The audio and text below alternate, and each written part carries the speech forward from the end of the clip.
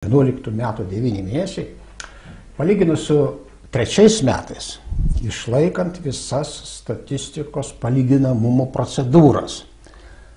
Mūsų bendras vidaus produktas metinis padidėjo 24 su trupučiu procentų. Nu, apvalinkim, ketvirtadalį, 25%. O pinigų kiekis, kuris aptarnauja kasmet tą ekonomiką, padidėjo beveik 3 kartus. 2,9 kartų. Ką tai reiškia? Tai reiškia, kad už sukūrimą kažkokios pridėtinės vertės, kažkokių produktų, jų sukūrimo, jų gamybų mes vis daugiau naudojam pinigų. O naudojam pinigų daugiau tam pačiam vienetui sukurti, reiškia, tie pinigai nuvertėjo. Štai esminė ir pagrindinė infliacijos priežastis. Bet tai dar norėčiau paklausti, tai tokį dalyką, bet kad mes, kas įvyksta šiai dienai, kai mes skoliname ir paskolom naudojame neuždirbtus pinigus, o pasiskolintus pinigus metame į rinką, į gamybą, į būstą.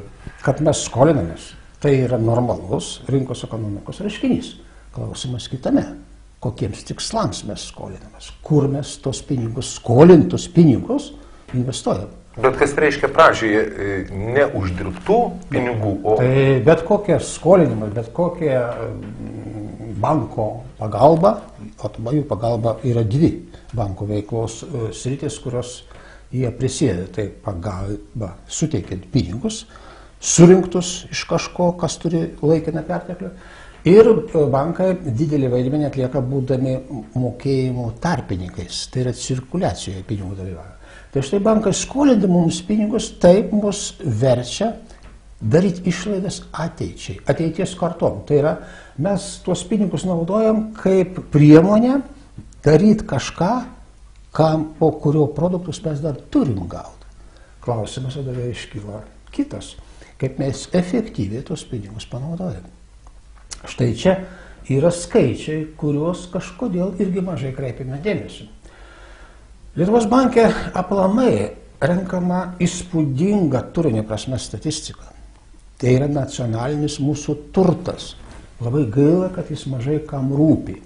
O ten yra tokie 2 skaičiai, tai yra vienas skaičius.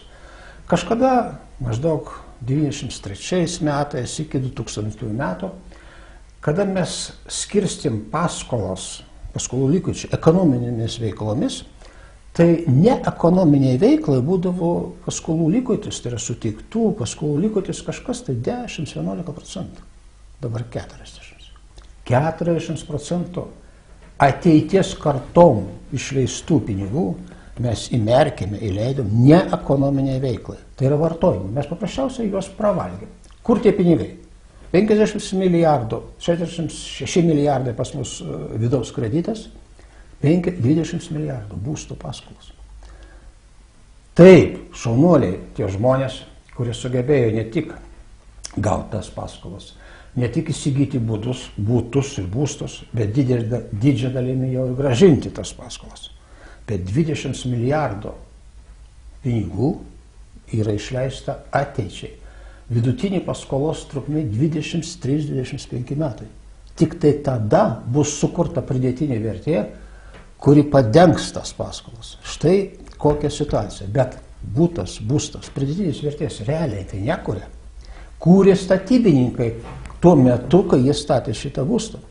Bet statyba pagal savo prigimtį, pagal savo turinį, dėja, yra mažiausiai efektyvi ūkio veikla, kuriant pridėtinį vertę. Ten pridėtinės vertės sukuriama geriausio atveju 45–50%. Yra oficiali statistika. Pridėtinės vertės dalis parduotoje produkcijoje. Tai statybininkai yra žemiausiame sąraše. Statyba kaip veiklos rūšis. Taip, statybininkai yra labai svarbus, kuriant nekilnojamąjį turtą, infrastruktūrą. Tai jeigu tos lėšus būtų investuotos didesnė dalimi į materialinę gamybą, į naujų produktų, ypač naujų technologijų gamybą, mes turėtumėm dabar ko gero kitokią ekonominę situaciją.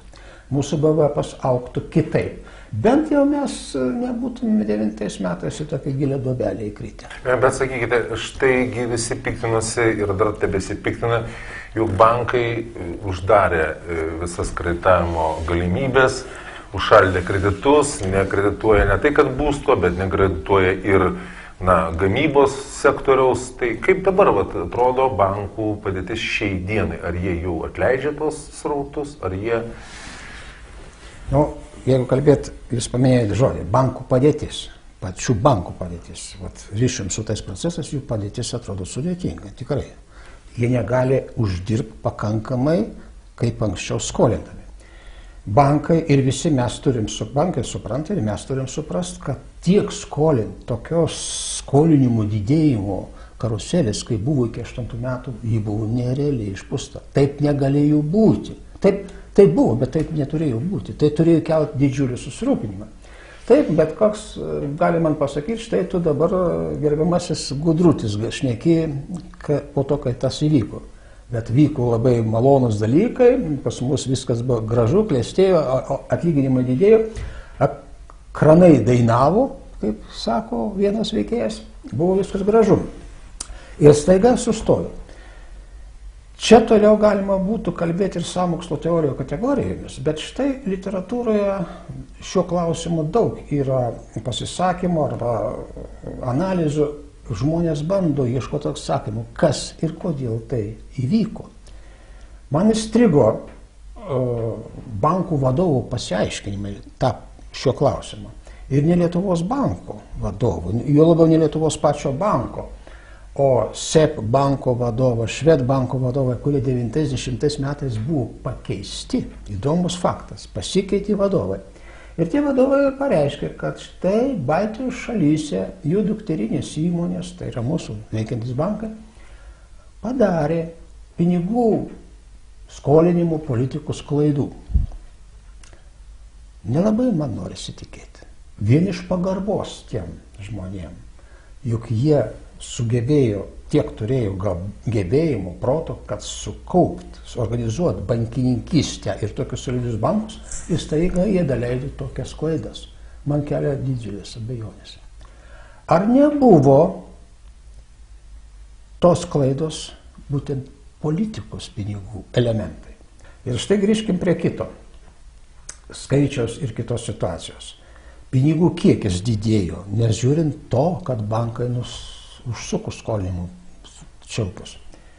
Ir sugretinkim du dalykus. Jeigu mūsų ekonomika jau toliau nekrenta, nežlunga toliau, o šiek tiek kapanojasi plus 2% už 9 mėnesiai palyginti su praėjusiu metu gretimais 9 mėnesiais, pinigų kiekis visgi didėja, nors bankai skolinimą sustabdė. Tai štai mes turim naują reiškinį, mano galva. Skolinimas, jūs įvardinote, tai pinigai ateičiai. Jie turi pavadinimą, tas procesas, tai yra kreditų emisija. Emisija tai pinigų išleidimas į rinką neuždirbtų pinigų ateities darbams. Tai štai dabar pinigų kiekį imituoja kitas pinigų emisijos subjektas, jeigu taip pažiūrėtume. Ne vien bankai pagrindiniai skolininkai, mes turim duomenis apie šalies ekonomikos skolą, visą ekonomikos skolą, visų ūkių subjektų, įskaitant ir valdžią. Tik tai iš tos skolos išmeskim arba eliminuokim bankus, kurie turi motininių bankų indėlius, kaip motininių bankų pinigus, kuriuos galima traktuoti kaip užsienio skolą, bet jie paskui ją perskolina. Kad nebūtų dvigubas skaičiavimas, mes juos eliminuokim. Tai šitą tokią, vadinkim, sąlyginai grynoji mūsų ekonomikos skola, štai antro ketvirčio šių metų pabaigoje 123 milijardai. Ir jie auga greičiau kaip mūsų ekonomika arba tas visų mūsų gerbiamas bendrasis vidaus produktas. Bet čia reikia turbūt patikslinti, kad mes ne tai, kad mūsų skola, bet mes dar metam pasiskolindami būtent į rinką. Būtinai. Bet kokis skolinimas tiek užsienyje, tiek vidaus rinkoje yra kredito emisija ir išleisti apyvartą pinigai nepadengti produktai. Tai tiek bankai tą dalyką daro, tiek ir patys darome šitą. Taip, bankus dabar pakeitė valdžia. Įdomus skaičius. 4 metų 8 metų ketvirtam ketvirtį šitokios ekonomikos skolos bankai dominavo, jų dalis buvo didelė. Valdžios skola tiek užsienyje, tiek bankuose, tiek vietos bankuose sudarė vos 10% iš tos sumos, kurie buvo